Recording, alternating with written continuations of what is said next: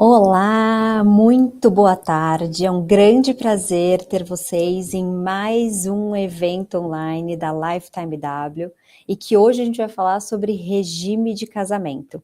Só para lembrar, esses nossos encontros online acontecem toda quarta-feira do mês, segunda quarta-feira do mês, do meio-dia a 1. Já coloquem na agenda para vocês poderem participar de todos os encontros. Além disso, a gente também tem o QR Code aqui na tela, em que vocês podem entrar no nosso grupo de WhatsApp e ficar por dentro tanto desses encontros como de todas as novidades da Lifetime W.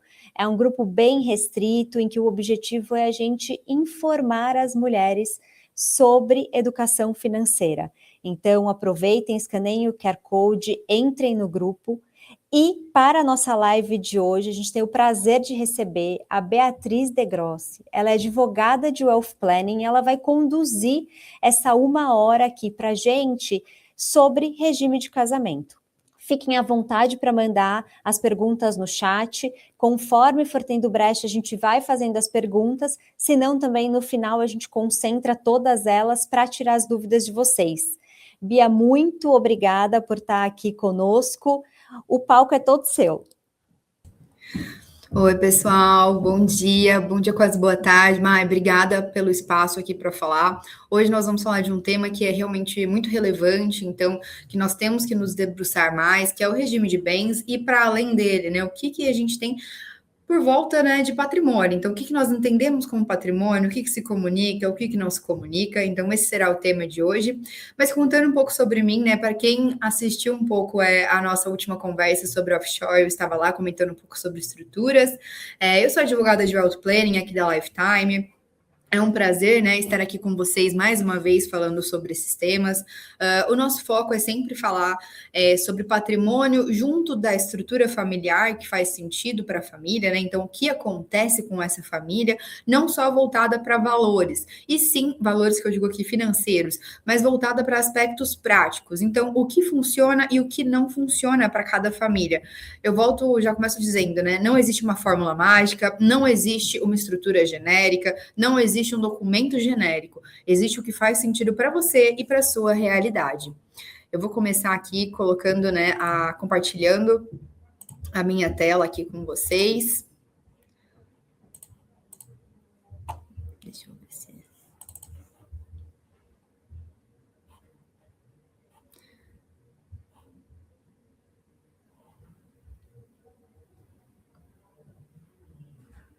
Mas a ideia de hoje é nós conversarmos realmente, temos aqui um espaço aberto para falar tanto de regime de bens, quanto contrato de namoro, contrato de convivência, quando é aplicável, quando não é, o que é a união estável, como ela se classifica, o que é meu patrimônio, o que é patrimônio compartilhado do casal, o que é herança, o que não é herança, o que entra, o que não entra.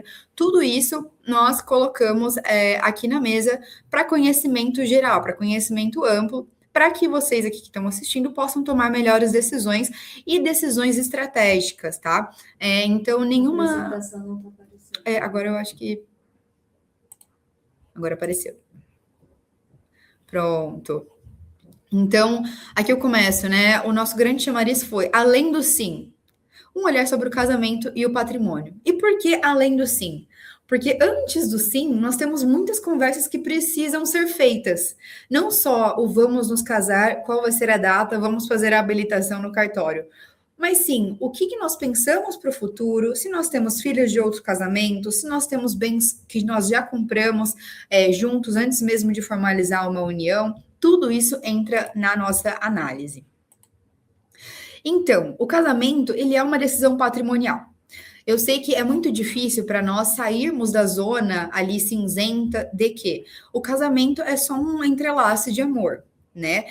Nós temos isso muito claro na nossa mente desde pequenas, mas o casamento ele também é uma decisão patrimonial e uma decisão patrimonial que se estende para o todo, né? Então se estende para além da pessoa. Por quê? Porque envolve herança, envolve terceiros, por exemplo, credores, devedores. Tudo isso precisa ser muito bem discutido. Então, as primeiras perguntas que sempre que vocês devem, né, se fazer ali, antes de entrar no relacionamento, de assinar um termo de um relacionamento, e aí seja um contrato de namoro, seja uma união estável, um casamento propriamente dito, o que é meu, o que é nosso e o que vamos construir juntos.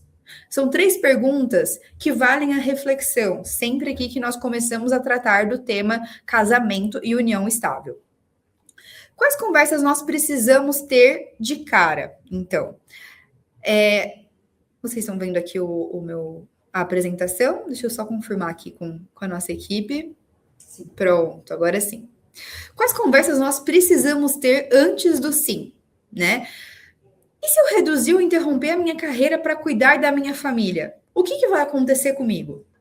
Esse é um grande ponto que vem na conversa quando nós estamos com mulheres, né? Então, muitos relatos sobre interrompi a minha carreira, parei de trabalhar para cuidar da casa, para cuidar dos meus filhos. Só que ele sempre vem no momento pós, não no momento pré-casamento. E aqui nós trazemos ele no momento pré, porque isso tem que estar bem alinhado entre você e a pessoa com quem você está construindo o seu relacionamento. Então, como essa decisão, né, ela conversa com a forma que o casal está construindo o seu patrimônio, né? Outras conversas que nós entendemos que vale a pena ter. O que nós já temos, por exemplo, compramos um apartamento juntos, ou eu tenho meu próprio apartamento, ele tem o dele, como que vão ficar esses bens, né, após o casamento? Eu tenho uma empresa, sou sócia de uma empresa, né, então tenho uma atividade que gera renda, até que ponto essa minha participação societária, né, na empresa, ela se junta ali, dependendo do meu regime de bens, ao meu marido, o que não, o que se comunica, o que não se comunica. Eu tenho filhos antes do casamento, eu tenho filhos do casamento que eu vou construir, eles vieram antes ou depois? São filhos de relacionamentos passados? Tudo isso precisa estar mapeado e precisa ser muito bem pensado. Desculpem. Eu tenho herança, tenho doação, eu possuo dívidas, né? Porque as dívidas, elas impactam muito na relação conjugal. Então, por exemplo, se eu tenho um regime da comunhão parcial de bens, da comunhão universal de bens, as dívidas, elas se comunicam. Então, um credor pode vir atrás de mim, esposa, que não tenho relação direta com a dívida, mas como eu tenho um regime de bens que se conversa, né, onde o patrimônio meu e do meu marido, por exemplo, ele se conversa, acaba que eu me torno também uma devedora. Então, os credores podem vir atrás do meu patrimônio para pagar essas dívidas. E aí eu entro numa disputa judicial sobre quem tem razão. Então, o credor tem razão de acessar o meu patrimônio, ou eu consigo demonstrar que esse patrimônio foi adquirido antes do casamento e não se comunica com essas dívidas. E também, como que nós vamos construir o nosso patrimônio no futuro? Então, aqui são algumas premissas iniciais, tá, de conversas. Claro que cada família, cada pessoa tem os seus questionamentos internos e que devem ser levados em consideração. Aqui nós trazemos uma visão um pouco mais ampla para que depois ela possa ser afunilada de acordo com cada família, né? E com cada pessoa. Então, aqui nós vamos começar, né, com regime de bens. Quem define as regras do regime de bens? Nós temos a regra legal e a escolha do casal. Não escolher o seu regime de bens e ir apenas pela legislação gera consequências. E consequências talvez não imediatas, mas para daqui 3, 4, 5 anos. A partir do momento que eu sigo a regra legal, que hoje no Brasil é da comunhão parcial de bens, ou seja, que os meus bens, eles se comunicam com o meu marido a partir do momento que nós somos casados, então tudo que eu adquiro a partir do meu casamento é comunicável com o do meu marido, a gente começa a ter uma série de consequências jurídicas em cima desse tema. Então, a escolha do casal, ela precisa ser muito bem pensada com base nas premissas que nós estávamos falando. Por quê? Essas consequências, elas vêm em algum momento. Seja no momento de um divórcio, seja no momento de uma dívida, no momento da compra de um bem, de uma participação societária. Um exemplo que eu dou, né, quando nós estamos nessas conversas. A regra legal da comunhão parcial de bens gera, por exemplo, a necessidade do seu marido assinar junto com você a venda de uma casa, por exemplo. Você precisa da outorga iuxória, que nós chamamos. Então, que o esposo, né, o cônjuge, ele junto com você assine que está de acordo com a venda, mesmo que seja um bem particular. Você quer ter essa discussão ou não? Essa é uma reflexão que deve partir de cada uma das partes. Então, com tudo isso, com todas essas premissas mapeadas, eu começo a construir ali, de fato, o regime de bens que melhor se enquadra para o meu casamento ou para minha união estável. Aqui, né, o primeiro regime de bens que eu quero tratar é o da comunhão parcial de bens, né? E por que ela? Porque é a regra. Então, se você não escolhe o seu regime de bens, nós temos a regra da comunhão parcial sendo aplicada. Então, a regra aqui, ela é clara. Ela não deixa margem para dúvidas, né? Em regra, não se comunica nesse caso o patrimônio anterior ao casamento, não se comunica herança, mas também existem discussões até que ponto a herança ela entra e ela não entra nessa discussão, doações individuais, desde que respeitadas algumas premissas, bens subrogados em bens particulares, e aqui quando eu digo bens subrogados se você consegue rastrear de que o valor que você comprou um novo bem partiu de um bem particular. Então, se eu consigo ter mapeado qual foi o fluxo financeiro e comprovar que, a partir de um bem particular, eu adquiri um novo bem e, por esse motivo, ele não se comunica com o meu cônjuge, ok. Se eu não tenho essa rastreabilidade, para todos os efeitos, é um bem comunicável no casamento. E nós temos ali algumas exceções legais. Em regra, comunica-se todo o patrimônio adquirido onerosamente e pago, né, durante o casamento. E aí, observadas também exceções legais. Então, estar apenas no nome de um é diferente de pertencer necessariamente a apenas um dos dois. Porque no regime da comunhão parcial de bens, não necessariamente o que está apenas no meu nome é apenas meu. Ele pode ser dos dois, só não está no nome de ambos. Seguindo aqui, nós temos a questão. Deixa eu voltar aqui. Do regime de bens, a separação convencional de bens, que é a questão da discussão entre a diferença de autonomia e isolamento. Por quê? Muitas vezes nós temos a criação para entender que a separação convencional de bens seria a ausência de amor. E não necessariamente essa é a verdade. Na verdade, é um zelo com o próprio patrimônio familiar, o patrimônio que você adquiriu durante a sua vida. Então, não confundam e não entrem nessa discussão de que exigir ou conversar, abrir o diálogo para o regime da separação convencional de bens é um problema, é uma falta de amor, é uma falta de confiança. Porque isso traz para si autonomia. Esse regime de bens traz para si autonomia. E é diferente de isolamento, por quê? Porque esse regime de bens, ele não impede a aquisição de bens conjuntamente pelo casal. Eles apenas disciplinam que bens que estão apenas em nome de um cônjuge pertencem apenas a ele, mas não impede que o casal compre bens em conjunto, possuam investimentos em conjunto, sempre respeitando o que o bem ali imóvel, né, independente da sua natureza, esteja no nome de ambos. Então, existe claramente a possibilidade da construção voluntária, que eu falo voluntária por quê? Porque é uma escolha do casal construir o patrimônio comum. Então, você pode escolher o que é patrimônio comum e o que continua sendo patrimônio particular de cada uma das partes. Então, cada cônjuge mantém, em princípio, o patrimônio próprio e sua autonomia patrimonial. Então, naquele exemplo, né, da outorga uxória, da venda de um imóvel, nesse caso, pelo regime da separação total de bens, eu não preciso do meu cônjuge assinando, né, ali concordando com a venda do imóvel.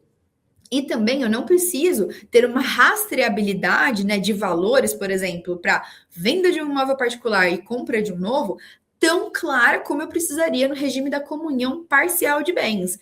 Isso se dá por quê? Porque é uma escolha do casal. O que vai ficar em nome dos dois, de ambos, o que vai ficar em nome de apenas uma das partes. Então, o patrimônio comum, ele vai decorrer exclusivamente das escolhas do casal e não de uma comunicação automática do regime de bens, do regime de bens, né, ali na classificação da comunhão parcial de bens. Aqui né, nós vamos para o próximo tema, que é voltado para o regime de bens, ainda na separação de bens, porque nós temos dois tipos de separação de bens hoje no Brasil. Tá? Então, nem toda separação de bens total ela é igual. Nós temos a separação convencional e a separação obrigatória. Na separação convencional, nós temos o casal tendo a faculdade, a escolha pelo regime de bens. E aí, em regra, a sua adoção depende de pacto antinupcial que será construído. Na separação obrigatória de bens, é quando eu tenho uma imposição legal em determinadas situações. Por exemplo, uma pessoa que se divorciou legalmente, né, já fez todo o trâmite do divórcio, mas ainda não realizou a sua partilha de bens. Se ela ainda não realizou a partilha de bens, para evitar uma comunicação com um novo casamento, entende-se que ela precisaria casar num primeiro momento pelo regime da separação obrigatória de bens, para proteger o antigo relacionamento, né, de eventuais fraudes, né, eventual desvio de patrimônio, mas que depois de formalizada a divisão de bens, ela pode optar por separação convencional de bens ou qualquer outro regime de bens ali que faça sentido para o casal. E por que essa diferença importa? Porque a origem do regime é diferente. Então, eu separo ali na separação obrigatória, eu tenho uma imposição, né? Eu não tenho essa escolha propriamente dita. É a legislação que está mandando que eu tenha a separação obrigatória de bens. E seus efeitos ali, né, patrimoniais e sucessórios, também exigem uma análise própria, porque elas mudam conforme o regime de casamento. Além desses... Oi. Eu ia perguntar, Bia, uma dúvida. Claro. Nas duas separações, eu posso fazer o pacto nupcial? Nas duas separações você pode fazer o pacto, e inclusive, muitas vezes, o pacto antinupcial, ele já deixa expresso que, após o fim da separação obrigatória de bens, né, a partir do momento que eu resolvo essa imposição legal, eu já destino que eu quero continuar com a separação convencional, ou que o casal irá, de comum acordo, escolher um novo regime de bens, demandando ali um novo registro. Então, eu consigo fazer isso sim. Além desses regimes de bens, que são os mais comuns, né, nós temos outras possibilidades. Aí na comunhão universal de bens, que era o regime obrigatório por muitos anos, então nós vemos ali muitas gerações, as pessoas casadas até os anos 80, por exemplo, né, muitos ainda usavam o regime da comunhão universal de bens, que é aquele em que tudo se comunica, independente do momento, tanto antes quanto durante e depois, tudo se comunica. E a figura dos cônjuges é de meieiro, então 50% do todo é do cônjuge. E nós temos ainda a participação final nos aquestos, que é um regime de bens que ele foi introduzido na legislação, mas ele nunca foi tão utilizado. E por que isso? Porque ele tem uma forma de apuração bem mais complexa que os demais. E por quê? Porque ele te dá autonomia durante o casamento, mas ele exige que tenha uma apuração dos aquestos, então, dos resultados no momento de um eventual divórcio. Então, é difícil o mapeamento e o mensuramento do patrimônio nesse regime de bens. Por isso que ele caiu em desuso. Existe até mesmo hoje uma discussão, né, sobre a reforma do Código Civil, se esse regime de bens ele continuaria existindo ou não, tendo em vista ali a sua baixa adesão pelo público no Brasil. E aí, eu volto no tema, né? Não existe um regime universalmente melhor. Existe o regime que conversa com a vida que você está construindo com o seu parceiro ou a sua parceira. Então, sempre demanda uma reflexão. O que nós queremos para o nosso futuro? Né? Eu quero uma maior individualidade para a assinatura de termos ali da minha empresa, de movimentações societárias, ou não, eu quero a participação ativa, né, da pessoa com quem eu estou em todas essas tomadas de decisões, né? Tudo isso precisa ser posto na mesa antes da definição do regime de bens, por uma questão tanto de proteção de ambos os lados, né? mas também para um alinhamento de expectativas, para que não chegue daqui 10 anos, por exemplo, o casal esteja, né, vivendo a sua vida, tenha filhos, um deles contrai ali uma dívida em uma empresa que é sócio e acaba afetando o patrimônio do casal todo. Então, tudo isso precisa ser conversado. Não necessariamente o risco que uma das partes do casal toma no seu dia a dia é o risco que a outra parte toma. Então, por exemplo, às vezes nós conversamos com um casal que um deles é CLT, então tem todo ali o regramento CLT, tem os seus bens muito bem discriminados, e nós temos na outra ponta um grande empresário que está ali tomando risco, então tem o risco trabalhista, risco tributário, e que tudo isso deve ser levado em conta, né? Até que ponto a parte que é CLT, ela quer estar disposta a responder pelos eventuais passivos que o grande empresário ou a grande empresária venha a ter. Então, é uma discussão que a gente precisa levar para a mesa. E aí nós vamos para um segundo ponto que aqui nós temos sempre muitas dúvidas, né? E que vale explorar, que são as particularidades do regime de bens. E por quê? Porque o regime de bens sempre pensem isso, né? Ele regra enquanto nós estamos em vida, enquanto nós estamos juntos, e ele regra o divórcio. Então, na separação total de bens, no divórcio, o que é meu, o que é seu, né? Ali, salvo algumas exceções, nós saímos cada um com o que nós conquistamos. Se é comunhão parcial de bens, o que nós conquistamos juntos durante o casamento, divide meio a meio. Então, no divórcio, é mais fácil de nós termos essa visão. Por isso que aqui eu coloco que a minha ação ela decorre do regime de bens.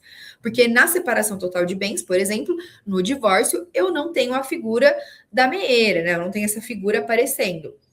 Mas na herança, eu tenho essa figura da meeira. Não na separação total de bens, mas na comunhão parcial de bens. Ou na comunhão total. Então, assim, a minha ação, ela aparece em decorrência do regime de bens. Para um casal casado na comunhão parcial de bens, eu tenho ali a figura da esposa, por exemplo, como meeira. Ela vai ter 50% de tudo que foi adquirido durante o casamento.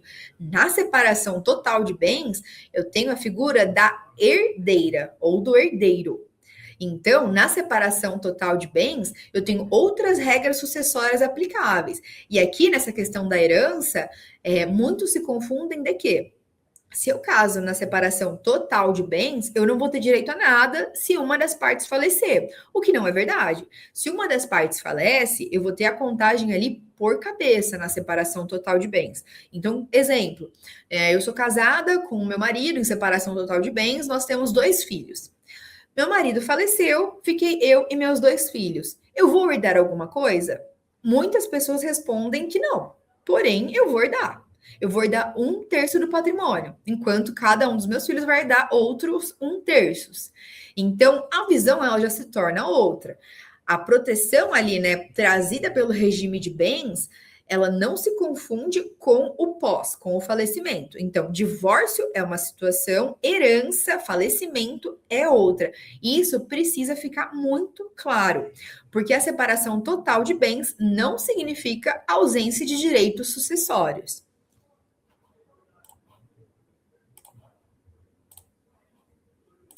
E aí que nós entramos na questão prática do pré-casamento. Então, quando eu decido pela separação total de bens, e aí tanto aí se ela for obrigatória ou não, eu tenho a figura do pacto antinupcial. O pacto antinupcial é um documento formal por um meio de escritura pública que você faz no cartório antes do casamento ocorrer, para registrar que vocês estão optando pelo regime da separação total de bens, e ele também pode responder perguntas que vocês mapearam ali durante o pré-casamento. Então, por exemplo, o que acontece com um determinado imóvel que foi adquirido por mim, né? Você vai ter direito? Você não vai ter direito? Porque você também pode externalizar aqui. Na minha falta ou num divórcio, esse imóvel eu quero que fique com você. O imóvel de residência própria, mesmo na separação total de bens, eu desejo que fique com a pessoa que vai ficar com a guarda dos filhos.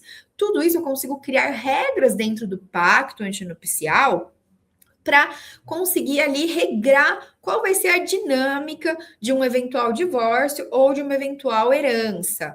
Lembrando que nem tudo sobre herança pode ser discorrido no pacto antinupcial, porque hoje nós temos no Código Civil Brasileiro um instituto que se chama Pacta Corvina, que significa que eu não posso dispor de herança de pessoa viva. Então, sempre tem que ficar atento para que as decisões que vão constar no pacto antinupcial, elas não extrapolem essa regra básica do direito civil. Mas, por exemplo, o pacto pode responder perguntas que o modelo padrão não responde. Então, pegar um modelo pronto do cartório pode funcionar para dúvidas e questões básicas de discussão, mas para questões um pouco mais estratégicas ou que envolvam um patrimônio um pouco maior, que exige ali um receio maior de envolvimento em dívidas, em créditos, o modelo não atende essas expectativas. É aí que nós temos a necessidade de ter um pacto que reflita exatamente as necessidades do casal. Então, eu posso definir como eu quero tratar as aquisições futuras, se existe algum tipo de imóvel que nós, na hora do momento da aquisição, ele vai se comunicar entre nós ou não, se existem particularidades na nossa família que precisam ser consideradas, por exemplo, eu custeio a qualidade de vida da minha mãe, isso eu quero que seja respeitado independente do que aconteça. Então, numa eventual falta, eu gostaria que você se comprometesse com isso.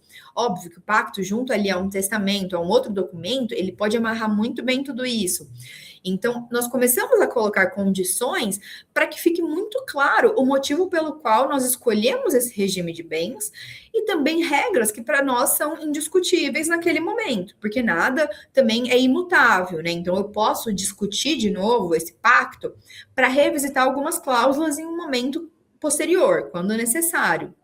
Mas, por exemplo, é do seu interesse, se você hoje custeia o estilo de vida dos seus pais, que o seu marido ele comece a opinar nisso, ou que ele comece a entender como um problema que você tire determinados valores ali do seu rendimento particular para arcar com despesas dos seus pais? É uma discussão que você quer ter? Talvez não seja, talvez seja interessante constar um pacto, né? Eventuais despesas médicas, né? Doenças particulares, ou às vezes uma condição pré-existente. Por exemplo, eu tenho um filho com condições especiais. Tudo isso começa a ser objeto de análise. E para quê? Para que você tenha um pacto que atenda às suas necessidades e que vai te proteger de um eventual divórcio. Então, quanto mais complexa a vida, e não só patrimonial, aqui eu coloquei patrimonial, mas ela vai além do patrimônio, porque ela lida com as relações familiares e todos os pormenores que são envolvidos. Mas menos sentido faz um documento padrão. O documento padrão, ele acaba não correspondendo a todas as expectativas e todas essas perguntas que poderiam ser respondidas por um pacto bem feito. E aí nós entramos num tema muito comum aqui no Brasil, que é, nós nunca nos casamos. O que acontece? Não existe certidão de casamento. Então, eu não tenho efeitos patrimoniais práticos? Não necessariamente. O Instituto da União Estável, ele foi criado no Brasil para atender a alta demanda dos brasileiros das relações informais, muito voltado para a proteção da mulher. Para quê? Num eventual divórcio, ali numa dissolução, nós chamamos de dissolução quando nós estamos diante de uma união estável, quando ela não foi regularizada, né, e tudo mais, para que ela não fique desassistida. Então, para que ela não seja prejudicada em uma dissolução, diante do alto poder, né, aquisitivo que, por questões tradicionais, né, o homem costumava ter. Então, a união estável, ela vem para proteção ali da família no caso do divórcio. Então, para que a mulher, ela consiga ter um pleito, ele conseguir discutir acesso aos bens que foram adquiridos durante a união estável, tá? Em regra, na ausência do contrato dispondo de forma diferente, então, se você não faz um contrato de união estável e o registro aqui é muito importante, aplica-se a comunhão parcial de bens. Para alguns é muito benéfico, para outros nem tanto, porque nós voltamos naquela discussão. Comunhão parcial de bens, o que eu adquiri antes não se comunica o que nós adquirimos após, durante o casamento. Então, esse conceito da união estável é necessário que ele seja muito claro, porque não é só o fato de você nunca ter formalizado documentalmente que você deixa de ter direitos. Você tem direitos. E você tem, ao mesmo tempo, deveres e obrigações. Então, da mesma forma que nós falamos ali, né, da comunhão parcial de bens, né, no casamento, para a questão de dívidas, na união estável, ela se replica. Então, se eventual credor descobrir que vocês têm uma união estável, que ela não é registrada, e que, por exemplo, ocorre a concentração do patrimônio em apenas uma das partes, o credor, depois de um mapeamento e apresentando para um juiz, né, tudo que foi mapeado, ele consegue hoje caracterizar a união estável que vocês vivem e pleitear, pedir para que os seus bens, ali os bens que vocês adquiriram durante essa união estável não reconhecida, seja utilizado para pagar dívidas. Então vocês começam a enxergar como tudo isso é uma cadeia de decisões. A decisão lá atrás que nós não tomamos, ela tem efeitos práticos em cadeia. Então é sempre importante nós voltarmos para esse tema. E às vezes acontece do casal optar por mudar o regime de bens em determinada fase do casamento. Então, nós temos casais que antes estavam na comunhão total de bens, decidiram passar para a separação total de bens, casais que antes tinham comunhão parcial e hoje têm comunhão total de bens. Isso é uma livre escolha, é a livre escolha do casal. Antes, nós tínhamos uma necessidade de que um juiz autorizasse judicialmente, né, a mudança de regime de bens. Hoje, se você não tem restrições no seu nome, o cartório já é autorizado a realizar essa mudança, desde que ambas as partes estejam de acordo.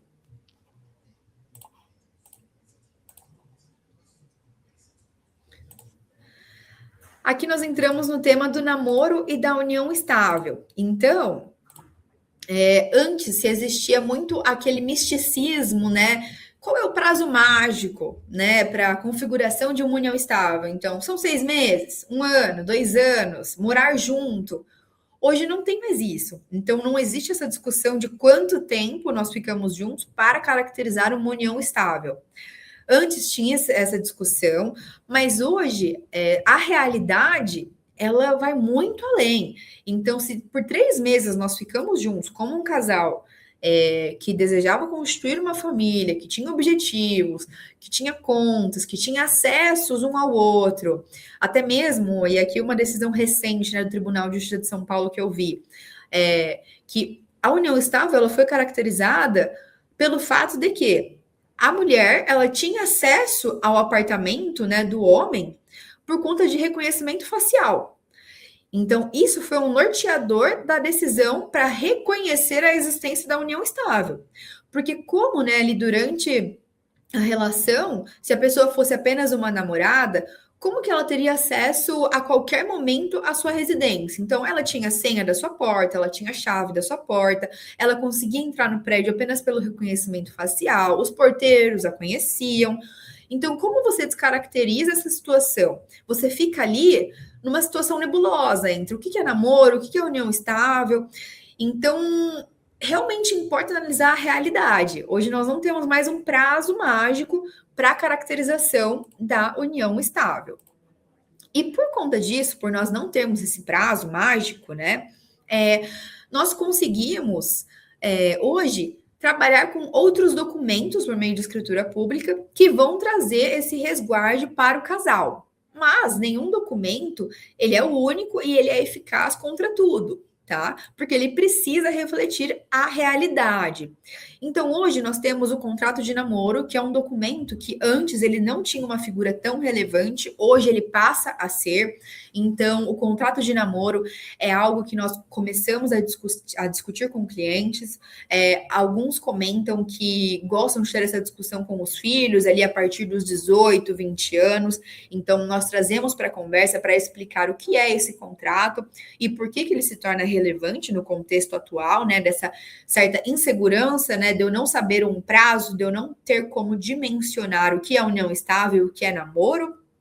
E isso não fica só, essa discussão não fica só atrelada a famílias com grandes patrimônios, ela hoje é muito mais debatida, né? E nós temos a figura do contrato de convivência, que aí já gera regras para realmente a convivência do casal.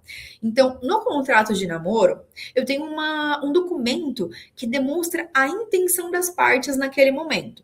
E aqui, de novo, não é um documento sobre falta de amor. É um documento sobre alinhamento de expectativas. Porque esse contrato, a qualquer momento, ele pode virar um casamento, ele pode virar uma união estável, basta as partes decidirem para isso. E esse documento, tanto o contrato de namoro quanto o contrato de convivência, ele não é mais importante do que a realidade do casal.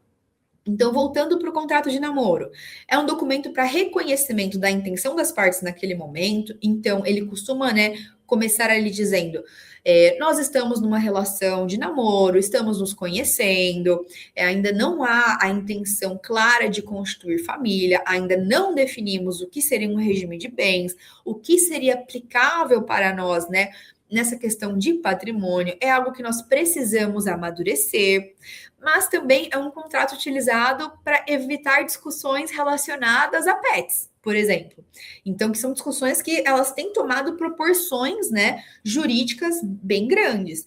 Então, por exemplo, às vezes eu estou num namoro, o meu namorado frequenta a minha casa, cria uma relação afetiva com o meu animal de estimação. Eu, no caso, tenho uma cachorrinha, então eu falo também por mim, No contrato de namoro, quando bem feito, eu consigo estipular que eu tenho esse animal de estimação antes de você aparecer na minha vida, não é do meu interesse que esse animal ele vire uma discussão socioafetiva ali entre nós dois, é interesse que ele permaneça comigo. Se nós continuarmos juntos ou não, é o meu animal de estimação. E isso pode ser, inclusive, levado para o pacto antinupcial, para prever ali uma discussão sobre o animal de estimação num eventual divórcio. Outra questão, o contrato de namoro ele pode servir como um elemento de prova para demonstrar que você não estava constituindo uma união estável com aquela pessoa, que ambos tinham interesse de se conhecer e depois, no momento do amadurecimento da relação, que aí sim vocês teriam interesse em ter uma união estável reconhecida por meio de um contrato de convivência ou uma escritura pública ou um casamento, propriamente dito. E mais, o contrato de namoro, ele não é uma garantia absoluta contra o reconhecimento da união estável, porque a realidade, ela se mantém sobre qualquer documento, hoje para a legislação e para os juízes no Brasil. E nós temos a figura do contrato de convivência, que ele organiza juridicamente a união estável.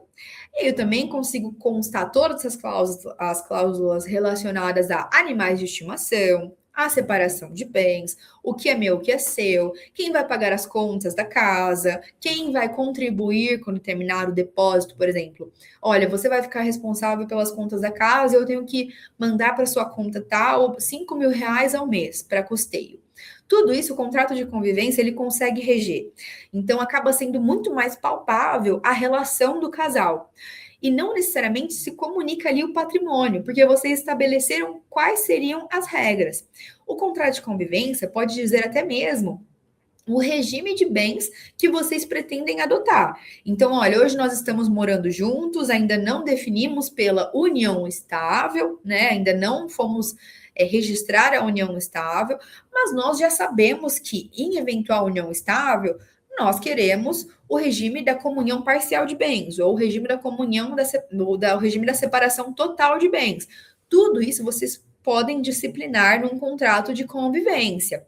E por quê? Porque ele também se torna um elemento de prova. Então, se eventualmente vocês forem discutir a existência ou não de uma união estável, esse contrato de convivência, ou até mesmo o contrato de namoro, se ele falar sobre regime de bens, ele vai ser usado como base da autonomia de vontade das partes. Então, as partes, decidiram ali, quando elas fizeram esse regramento no contrato de namoro ou no contrato de convivência, que eventual reconhecimento de união estável seria regido por tal regime de bens. Isso começa a ficar mais claro para quem está envolvido, em todo esse contexto, até mesmo por uma questão de proteção. Então, voltando na questão da dívida, se eu tenho um contrato de convivência assinado, obviamente, anteriormente a essa questão, a dívida propriamente dita, e além disso, né, registrado em cartório, eu tenho uma base de defesa muito maior contra o eventual credor, dizendo: olha, credor, sim, nós estamos juntos, é uma escolha nossa não ter registrado essa união estável ou esse casamento, mas nós fizemos um contrato de convivência e colocamos aqui que, se nós tivéssemos o reconhecimento da união estável, nós entendemos que o regime adotado seria o da separação total de bens. Então, eu fortaleço a tese para que você não perca o seu patrimônio ali para eventual credor que não é seu propriamente dito, tá? Então, o documento, ele importa muito, mas a realidade do casal, a realidade do dia a dia, importa ainda mais. E ela sempre deve ser levada em consideração quando da elaboração ou atualização desses documentos. E aí sempre vem, né, a famosa pergunta: qual é o melhor regime de bens? E eu sempre devolvo: depende. Depende de todos esses aspectos que nós estamos falando. Depende da vontade das partes, depende se vocês conseguiram conversar sobre esse tema de forma tranquila, porque também às vezes o casal não deseja entrar no tema de regime de bens por ser um tema de conflito. Depende do patrimônio futuro, da carreira que eu pretendo construir, dos filhos, se eu tenho filhos antes desse casamento, se eu tenho empresas, se eu tenho herança a receber, se eu tenho preocupações sucessórias, então de quem vai ter acesso ao meu patrimônio quando eu não estiver mais aqui, e dos objetivos do casal como um todo. Então a pergunta é: qual regime traduz melhor a vida patrimonial que nós queremos construir hoje, juntos? Sem prejuízo de, a partir do momento que nós enxergarmos que isso não reflete mais a nossa realidade, nós possamos rever todas as regras que nós construímos, ou até mesmo o regime de bens, para mudar, né, esse pressuposto aí, essa partida, né, que nós tivemos nesse momento do pré-casamento. E aí, nós entramos no tema de conhecer as regras também é uma autonomia financeira, que vai de encontro com tudo aqui que o Lifetime W constrói, que é a educação financeira para as mulheres. Conhecer as regras, ela também te traz uma autonomia financeira. E por quê? Porque eu tenho que entender qual é o meu regime de bens, então, onde eu estou inserida hoje, o que isso afeta no patrimônio que eu construí, no trabalho que eu tenho, na empresa que eu conquistei. Eu sei o que é meu e o que é nosso? Eu consigo ter essa visão clara do meu patrimônio e entender o que é meu e o que eu compartilho com o meu cônjuge? E as regras que nós escolhemos, elas ainda representam o que nós temos hoje? Então, lá atrás, 10 anos atrás, eu escolhi o regime da comunhão parcial de bens. Ela ainda reflete aquilo que nós pensamos naquele momento ou ela virou mais um entrave do que uma solução hoje? Tudo isso é motivo de reflexão, até para eventuais ajustes, né? Então, o planejamento patrimonial, ele preferencialmente não começa quando já existe um problema na mesa, aquele elefante branco. Ele começa quando nós fazemos escolhas conscientes. Então, o meu intuito aqui hoje foi trazer para vocês realmente um pouco mais de consciência sobre os regimes de bens, sobre o que nós temos, né, de regras legais, para que vocês tenham uma maior reflexão, não só patrimonial, mas também familiar, porque nós temos muitos casos, né, de pessoas que têm filhos de outros casamentos, né? Então, até que ponto eu consigo protegê-los dessa minha nova relação que eu quero construir? Porque eu também não quero que isso seja um impeditivo. Eu quero que isso seja algo que agregue, né? Que vá gerar uma construção de patrimônio, uma construção de uma família. Então, isso não pode ser um impeditivo, né? Tudo isso tem que ter um olhar zeloso, um olhar de cuidado. Então, as escolhas conscientes, elas fazem parte de uma autonomia financeira que está sendo construída ou que já existe. E que o regime de bens, ele não pode passar desapercebido. Ele é um tema que ele tem que estar na mesa e que, volta e meia, ele tem que ser, né, ali olhado com um pouco mais de carinho novamente. Então, tem uma empresa que está enfrentando alguns problemas. Caramba, será que não é o momento da gente chegar e conversar sobre o que está acontecendo de fato na nossa vida? Ver se tudo que nós construímos ainda faz sentido, né? Tudo isso eu trouxe aqui para reflexão, a título de conhecimento. Eu agradeço aqui o espaço que me foi concedido pela Maíra e pela Fernanda, porque eu realmente acho que essas discussões elas têm que vir para a mesa quando a gente está falando de autonomia financeira, ainda mais voltada para as mulheres. Por muito tempo nós não tínhamos acesso a esse conhecimento. Hoje ainda nós temos um acesso mais fácil, mas mesmo assim, por ser aquele tema de regime de bens, que é um tema sensível, nós acabamos não abordando tanto, né, no nosso dia a dia, mas é algo que todas nós temos que ter conhecimento, para no momento certo fazer o uso dele. Obrigada, pessoal. Olá, foi muito bacana, né, Mar? Foi Obrigada, Bia. excelente, obrigada, Bia. A gente tem uma pergunta aqui no chat. A Tatiana, ela tem uma dúvida com relação à comunhão universal de bens. Então, se o casal é formado por um integrante que tem um filho e outro integrante que não tem, caso faleça o integrante sem filhos, se acontecer antes, se os familiares podem questionar a herança ou os bens em sua integralidade vão para o cônjuge. Tatiana, eu tô lendo aqui sua pergunta. Um minutinho.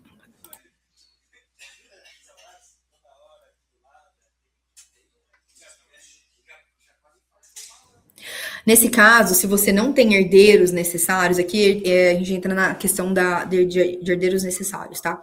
Na regra, Tatiana, e aí para todas as mulheres aqui que estão me escutando, nós temos um regramento sobre herança. Então, nós temos herdeiros necessários. Nossos herdeiros necessários hoje são cônjuge, ascendentes e descendentes. Ascendentes, pai e mãe, descendentes, filhos. Então, o cônjuge sempre vai concorrer com filhos ou pais. Na situação da comunhão universal de bens, na falta de filhos, os outros 50% são destinados aos pais.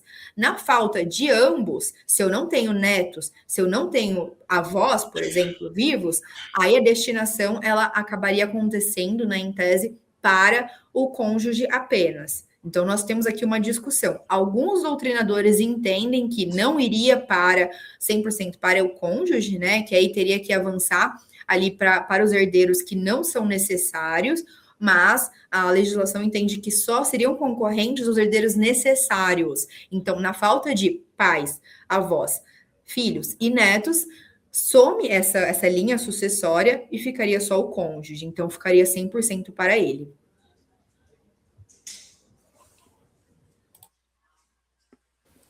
Ô Bia, e se os dois tiverem filhos de outro casamento, um testamento ajudaria muito a organizar essa sucessão? Se faltar um ou outro em algum momento? Ajuda porque no testamento eu tenho a figura da legítima e da disponível. Então, 50% de todo o meu patrimônio eu consigo discipliná-lo da forma como eu quero. Então, se eu tenho esses 50% e eu quero destinar só para os meus filhos, eu consigo. O restante vai seguir a regra legal. Então, para o meu marido e para os meus 2 filhos. Eu consigo brincar um pouco com essa disponibilidade de bens, né? E não necessariamente eu posso privilegiar apenas só uma parte. Eu posso escolher, inclusive, terceiros, né, nessa parte disponível. Eu tenho uma amiga muito próxima, eu quero que ela fique com a minha bolsa tal, quero que ela tenha o recurso tal para ela. Eu posso disciplinar da forma como eu quiser. E a gente sempre fala, né, que regime sucessório, todo mundo fala que é complicado, e aí a gente vem muito com o propósito de conhecer as ferramentas, né, de entender o que tem a seu favor e planejar. Acho que o segredo de tudo isso, a gente trazer que tem como se organizar, não é? Talvez, às vezes, alguma mulher vai estar insegura em algum regime de casamento, acho que conhecer mais as regras, o direito dela, apoia ela a mudar o futuro, né, dos filhos e dos herdeiros, né, mas precisa fazer algo, né? Não pode deixar, eu falo, a vida me levar, né? Vamos deixar mais para frente para eu poder resolver isso, sempre procrastinar um pouco a decisão, né? A melhor indicação é sempre deixar o testamento disciplinando ali o que você acredita ser o correto para sua família. E também porque o testamento hoje ele é um instrumento extremamente confiável. Então, ele diminui eventuais discussões entre seus herdeiros. Então, ele é um instrumento que ele tem que ser utilizado a nosso favor, e não como se fosse algo ruim. Nós temos a desconstrução também do que é a morte, né? Do que é o falecimento. O brasileiro, ele não gosta de falar de falecimento, mas esse é um tema que ele aparece cada vez mais nas rodas de conversa, principalmente hoje que nós temos a questão de famílias recompostas. Então, eu tenho uma pessoa que saiu de um divórcio, tem 2 filhos, outra também que saiu de um divórcio, tem um filho. Os 2 casam, tem um outro filho. Eu tenho uma situação ali familiar que eu quero ponderar o que vai ser para um, o que vai ser para outro. Então, nós temos ferramentas que podem ser utilizadas. E a gente fala eu com a Maíra nesses anos de Lifetime W, a gente fala que a mulher hoje, ela tem uma mente mais aberta para falar de morte, né, do que o homem. Então muitas, assim, a gente trazendo esse conhecimento, vocês levarem, né, para os cônjuges de vocês, esse papo ser um pouco mais leve e pensar que isso é importante. Não é que a gente vai falar de testamento, que a gente vai querer rever o nosso acordo de casamento, que a gente está desejando, que eu estou adiantando a morte. Muito pelo contrário, né, eu estou organizando o futuro. Exato, porque o testamento, muitas vezes, ele vai disciplinar a vontade, né, do testador ali, então, o que eu quero que vá para determinada pessoa, e além de tudo, muitas vezes ele é usado como uma própria última mensagem para a família. Então, no final, muitas famílias e muitas pessoas, né, quando fazem seu testamento, colocam um texto dizendo o porquê daquilo, o porquê daquela escolha, para tornar também mais fácil para a família entender. Então, tudo isso é usado também de uma forma que a família não se sinta prejudicada, que a família entenda que teve um racional por dentro, né? Que, por exemplo, não é porque nós tivemos uma discussão um dia que tudo mudou na minha cabeça. Não, às vezes foi uma construção, né, de coisas. Eu acho que determinado filho tem uma maior capacidade para gerir uma empresa, então por isso eu quero só que o outro filho, ele apenas receba lucros, mas que a administração fique com tudo isso, o testamento ele consegue regrar. E até para perpetuar o legado dessa mulher, né, dessa pessoa que construiu tudo isso, porque não é fácil, né? Então, a gente quer ter legado, a gente quer deixar o nosso nome, né, e mostrar pelo que nós viemos. Sim. É isso, Bia. A Tatiana, ela falando, né, que a intenção é proteger o cônjuge sobre questionamentos de irmãos, pois não há herdeiros necessários, se o melhor é mesmo fazer um testamento. Tatiana, nesse caso eu recomendo o uso do testamento por ser um instrumento de fácil acesso, não é custoso, e porque ele vai te dar uma maior segurança nesse sentido. Mesmo eles não sendo seus herdeiros necessários, se eles quiserem ter acesso ao seu patrimônio, eles vão causar, às vezes, uma discussão jurídica desnecessária e um estresse ali, né, para o seu esposo, que acabou de perder você, por exemplo, muito drástico, porque é um drama, é muito difícil, assim. Eu falo porque eu acompanho famílias em diversos momentos da vida, tanto quando a gente tem ali o nascimento de filho, quanto no falecimento. Então, quando nós temos ali a situação do falecimento e nós temos um testamento, acaba que a conversa ela fica um pouco mais leve. Na ausência dele, tudo vira discussão. Então, tudo vira uma suposição de entendimentos, de quem ganha mais no grito, às vezes, né? Então, nós conseguimos dosar tudo isso por meio do testamento. Mesmo a regra legal, não englobando os seus irmãos, pode ser que venha a ter uma discussão judicial, né? Se você deixa um testamento, o seu marido ele teria mais base para entrar numa discussão e encerrá-la de uma forma mais simples. Ótimo, a gente tem mais uma pergunta, Bia, que é se não é possível usar o testamento para tirar o direito de algum filho. Por exemplo, eu tenho um caso de uma pessoa que registrou um filho que não era seu e, ao se separar-se, ela pode usar o testamento e excluir esse filho que ela registrou. Se é possível fazer isso. Não, hoje, para exclusão de um filho da linha sucessória, é apenas por meio de uma decisão judicial e sempre com um motivo muito bem fundamentado. Por exemplo, quando o filho causou o falecimento dos pais, quando o filho causou uma desonra para a família muito grande, e aí desonra num sentido muito amplo. O juiz tem que entender que realmente aquele motivo é suficiente para deserdar uma pessoa. Nesse caso, se houve o reconhecimento da paternidade, se ele registrou para todos os efeitos legais, ele é filho. Então, num testamento, em qualquer documento, não se discute se ele é herdeiro necessário ou não, porque ele é. Se ele não deseja mais ter ali o filho, né, o vínculo com o filho, ele teria que pedir judicialmente essa revisão do vínculo. E aí só um juiz pode falar sim ou não para manutenção desse vínculo aí familiar. Perfeito. A gente tem mais uma pergunta da Marta, se bens incluem também investimentos ou se são só apenas os bens imóveis. Não, aqui nós incluímos todos os bens. Então, independente ali se nós estamos falando de testamento ou de regime de bens, para esses fins nós temos todos os bens. Então, por exemplo, nós temos uma carteira de investimentos, eu sou casada na comunhão total, parcial de bens, né? Eu tenho a minha carteira pré-casamento, né? Então, eu tenho ali os investimentos que eu estou fazendo antes do casamento e toda aquela renda ali que não é comunicável porque veio antes do casamento.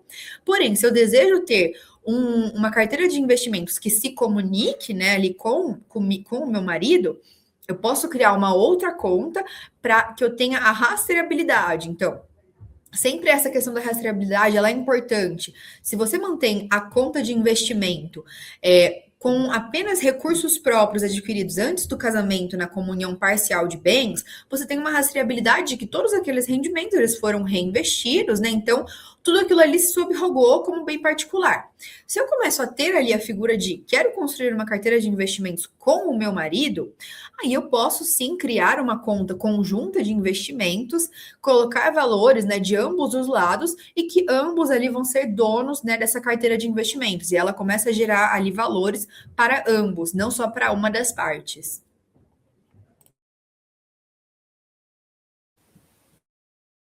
Perfeito, Bia. Todas agradeceram aqui as dúvidas. A gente, infelizmente, está chegando ao final dessa live, foi maravilhoso, acho que foi muito esclarecedora.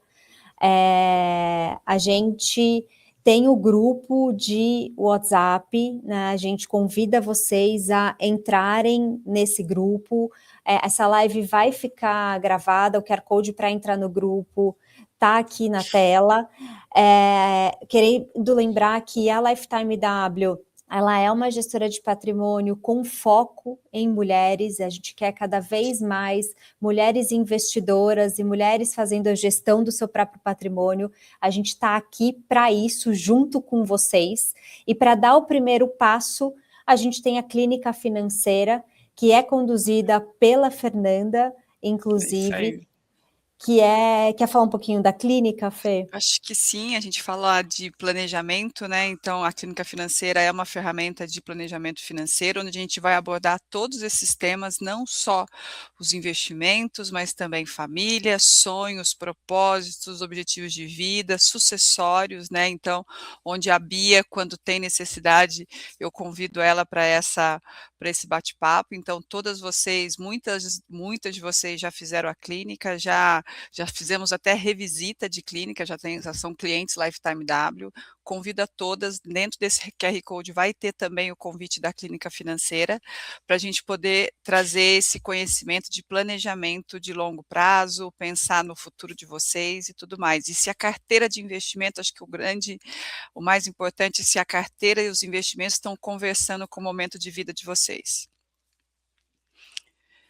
Eu acho que é isso. Meninas, mais uma vez, coloquem na agenda, toda segunda, quarta-feira do mês, do meio-dia a 1, a gente tem esse encontro marcado. Quem está no grupo vai receber sempre o convite e o link para estar aqui junto com a gente. Essa live vai ficar gravada para vocês poderem acessar depois. A gente agradece imensamente a participação e nos vemos no próximo evento dia 9, da Lifetime W, dia 9. Dia 9/9, gente. Um grande beijo. Bom almoço para vocês. Um beijo. Obrigada.